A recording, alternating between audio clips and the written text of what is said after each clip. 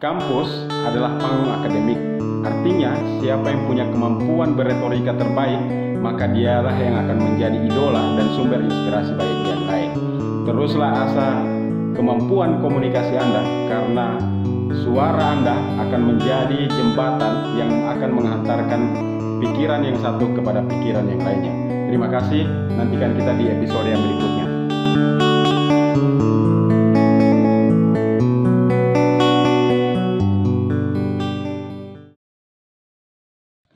Assalamualaikum warahmatullahi wabarakatuh. Jumpa lagi di channel Jenderal Kampus, channel yang menginspirasi, mengedukasi, dan memotivasi.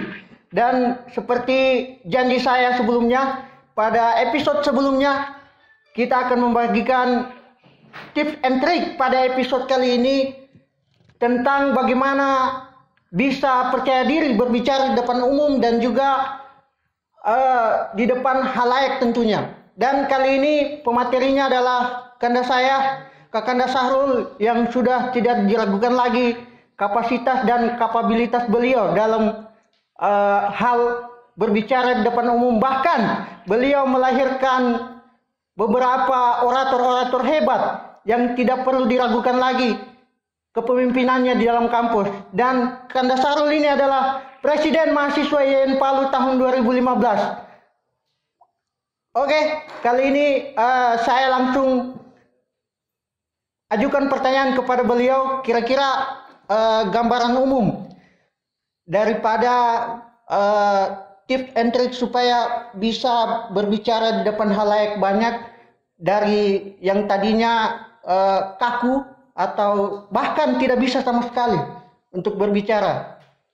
Jadi saya silakan kepada Kanda Sahrul untuk membagikan tips and trik tentang berbicara di depan umum. Ya, bismillahirrahmanirrahim. Assalamualaikum warahmatullahi wabarakatuh. Salam silaturahmi untuk semua teman-teman yang telah setia untuk mengikuti channel YouTube ini.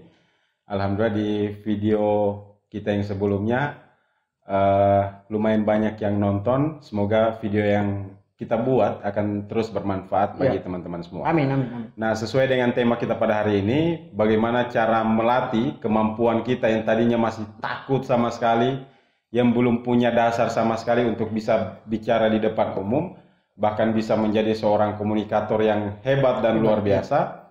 Sebenarnya tipsnya sederhana. Yang pertama, saya selalu mengatakan ke teman-teman yang ketika dulu di Kader, yang paling pertama itu selalu apapun aktivitas yang kita lakukan harus niatnya dulu yang dari awal.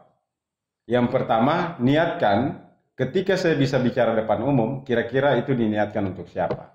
Nah, selalu saya pesan ke teman-teman semua, khususnya mahasiswa, siswa, dan pemuda, ketika Anda ingin berhasil, ingin memperoleh sesuatu yang lebih dari orang lain, selalu niatkan yang pertama itu untuk orang tua. Membanggakan orang tua agar ilmunya berkah. Nah, tips yang pertama niat adalah niatkan bahwa kalau kau bisa bicara di depan umum nanti, niatkan semua itu engkau lakukan semata-mata untuk membanggakan orang tua. Kenapa? Karena ketika kau punya skill untuk bisa berbicara di depan umum, maka yakin dan percaya orang tua itu sangat senang dan bangga melihat anaknya bisa tampil di hadapan orang banyak. Nah, yang kedua, yang paling pertama itu ketika kadang kan kita kalau ingin bicara depan umum itu takutnya minta ampun. Nah, tips yang kedua yang harus dilakukan oleh teman-teman adalah mencoba untuk melakukan hal-hal yang menurut orang lain itu gila, aneh, dan konyol. Contoh misalkan begini, kalau Anda belum punya dasar sama sekali untuk bisa bicara depan umum, latihan di kamar dulu. Jadi di kamar itu Anda kunci pintu, kemudian kasih berdiri itu bantal-bantal, dan anggaplah bantal-bantal itu adalah audiens yang mendengarkan. Nah, Anda bisa mulai dengan menulis beberapa kalimat, misalkan hari ini saya selaku mahasiswa ini ingin menyampaikan ya kan? Nah, itu dulu dibaca, dibikin jadi teks, jadi seolah-olah Anda hafalkan itu, kemudian Anda sampaikan di hadapan bantal-bantal itu. Jadi teman-teman semua, jadi anggap, jadi sugesti diri itu bahwa mereka itu adalah bagian daripada audiens yang mendengarkan. Jadi kalau misalkan sudah terbiasa, karena yang kita butuhkan sebenarnya kemampuan otak kita untuk kemampuan kita untuk memvisualisasikan apa yang ada di dalam kepala kita. Jadi kalau misalkan tidak ada yang ada di kepala kita tidak tahu mau keluarkan dalam bentuk apa. Makanya yang kita latih dulu adalah refleks antara otak, apa yang ada di otak dan apa yang akan kita bicarakan. Jadi misalkan Anda belajar satu kalimat dulu Anda tulis, kemudian Anda sampaikan seolah-olah Anda lagi berpidato di hadapan orang banyak.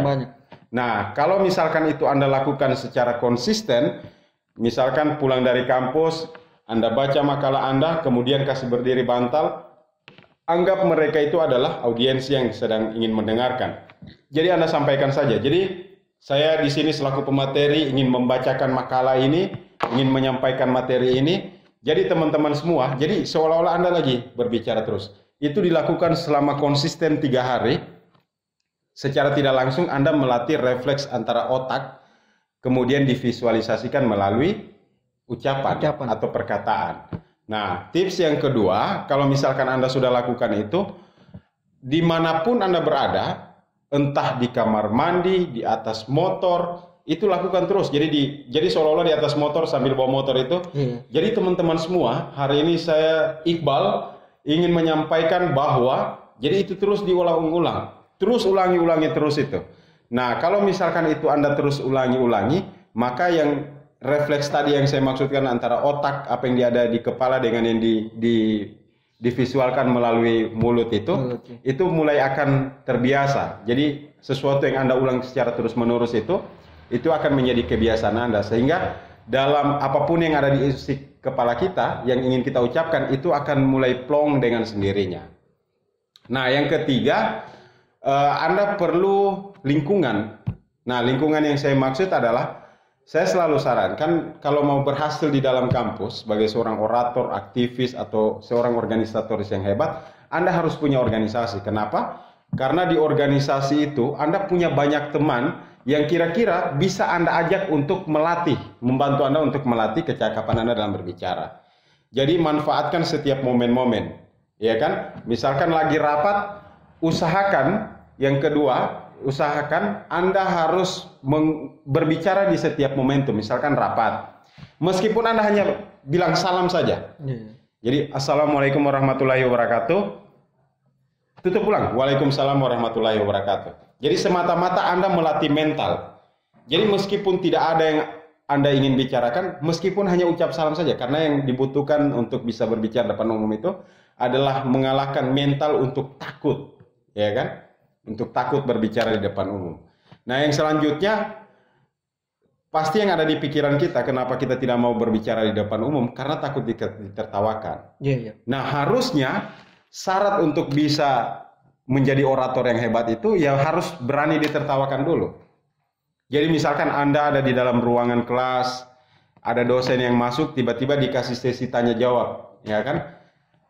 Ketika Anda berbicara pada pertama kalinya, pasti semua orang di dalam ruangan itu akan ketawa. Kenapa? Karena tidak nyambung yang kita bilang.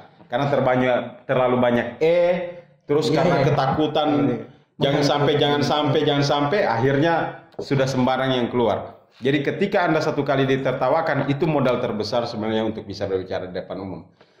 Kedua kalinya, bicara lagi. Ditertawakan lagi, bicara lagi ketiga kalinya. Yang menjadi pertanyaannya kemudian, sampai kapan mereka bisa menertawakan Anda seterusnya? Satu kali kita bicara, mereka tertawakan. 2 kali bicara, mereka masih tertawa. 3 kali kita berbicara, pasti mereka sudah diam. 4 kali, mereka akan mulai mengerti. 5 kali, mereka akan apresiasi. Kenapa? Karena kita sudah terlatih untuk bisa bicara depan umum.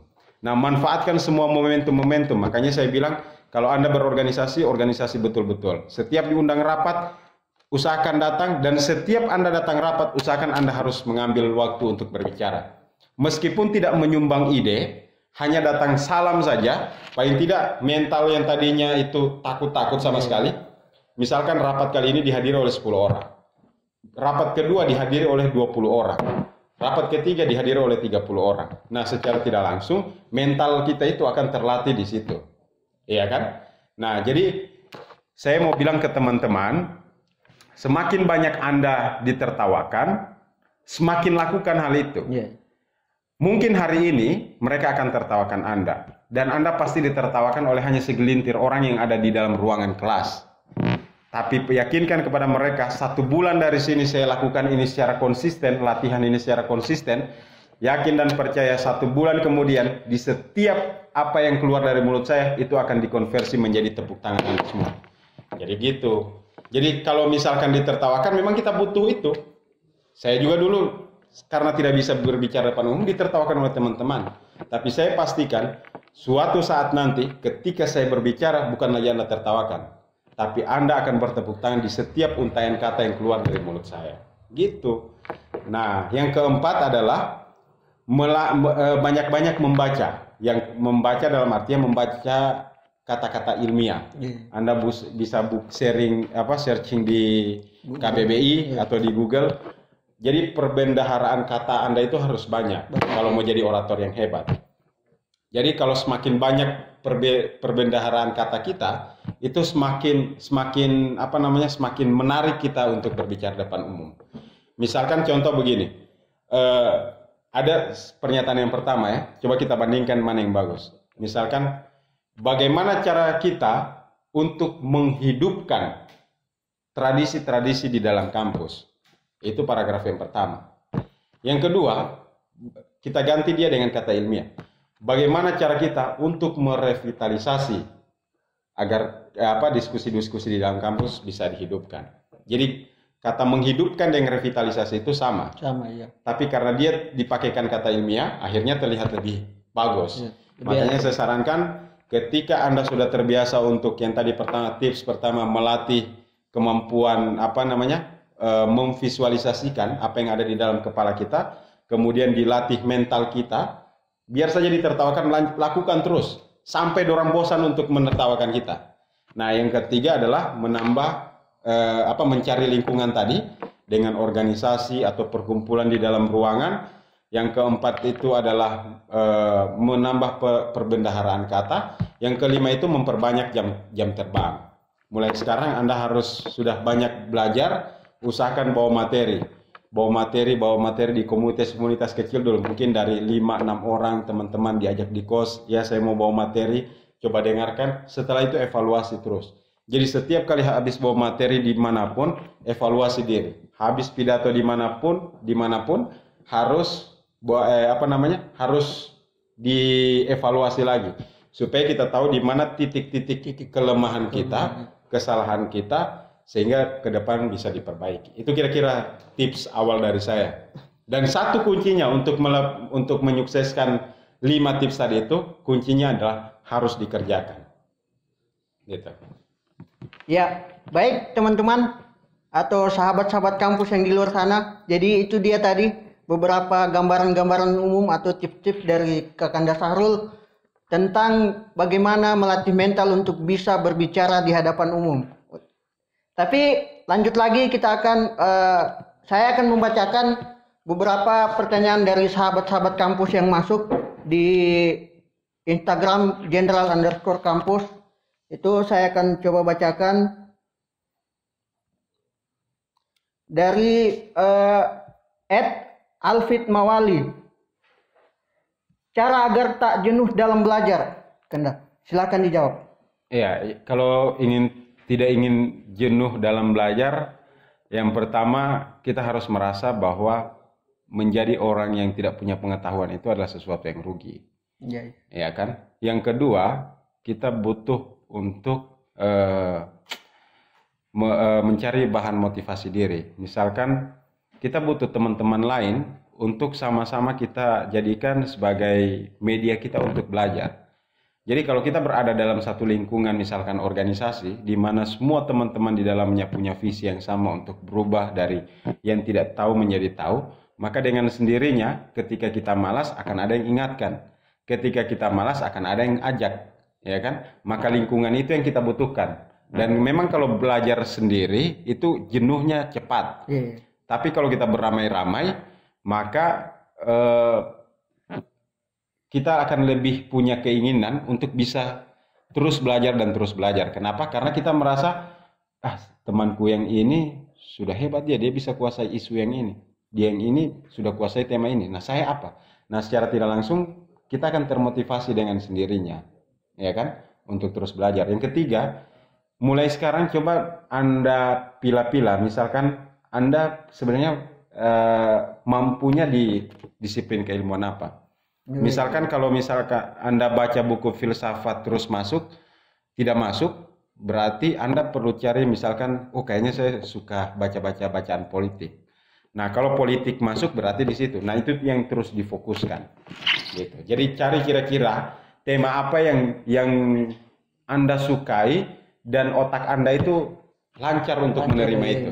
Nah, kalau sudah ditemukan itu, saya yakin dan percaya belajarnya akan semakin semakin giat. Dan yang ketiga, hilangkan dulu pikiran-pikiran yang bisa mengganggu. Misalkan salah satunya faktor cewek, ya kan? Iya. Kadang Anda baru mau belajar satu buku, dia sudah panggil, dia ajak keluar. Nah, kalau saya diberikan pengertian ke pacarnya, saya mau belajar dulu apa yang saya pelajari hari ini untuk semata-mata saya lakukan untuk menambah pengetahuan saya. Nah, kalau pengetahuan saya bertambah, semua ini juga untuk modal kita di kemudian hari. Nah, diyakinkan begitu dia supaya di saat kita belajar dia tidak ganggu. Begitu kira-kira. Iya. Jadi Alfit Mawali tadi pertanyaannya sudah dijawab. Kemudian ada pertanyaan berikutnya dari Trisninda Arum. Cara mengatasi grogi saat berbicara di depan umum gimana, Jenderal? Oke, jadi untuk itu banyak sekali tipsnya. Iya. Tapi saya simpulkan menjadi umumnya. Jadi sebenarnya grogi itu karena jam terbang kita yang kurang. Ya, jam terbang kita. Jadi misalkan begini, yang saya maksudkan di awal tadi, kalau Anda sudah terbiasa dalam forum-forum kecil, terbiasa bicara, makanya kenapa di awal saya sarankan di dalam setiap rapat, di setiap pertemuan, Anda harus bicara meskipun tidak ada yang ingin Anda sampaikan, paling tidak Anda hanya salam itu. Dengan sendirinya Anda sudah melatih kemampuan mental Anda untuk terbiasa bicara di hadapan orang. Nah, kalau mental itu sudah terbangun, mau di forum sebesar apapun itu menjadi biasa-biasa saja. Kenapa? Karena mentalnya sudah terbangun. Makanya saya sarankan ke siapa tadi? Trisninda Arum. Trisninda tadi, terus cari objek lingkungan yang bisa Anda gunakan untuk menjadi media Anda untuk belajar. Misalkan begini, kalau Anda lagi di kos, ada teman-teman 5 orang di situ, bilang, coba kamu dengar dulu, ada yang saya ingin sampaikan. Nanti kamu koreksi kalau misalkan dari saya menyampaikan, dari cara saya berbicara, kira-kira di mana yang kamu tidak sukai, nanti kamu bilang di akhir, tapi dengarkan dulu saya. Nah, kalau misalkan dari 5 orang tadi di kos, mulai datang di pertemuan-pertemuan, seminar, diskusi, usahakan Anda jadi penanya. Iya kan? Iya. Meskipun yang pertama Anda lakukan, ditulis pertanyaannya, supaya tidak lupa, tulis itu pertanyaan, maju ke depan, ambil mic-nya, kemudian ditanya meskipun dalam keadaan membaca. Paling tidak, Anda harus melatih mental Anda. Gitu. Jika kalian ingin terus memantau video-video terbaru dari kami, jangan lupa subscribe dan nyalakan lonceng notifikasi, karena itu akan sangat membantu kami untuk memotivasi agar memberikan video-video edukasi selanjutnya.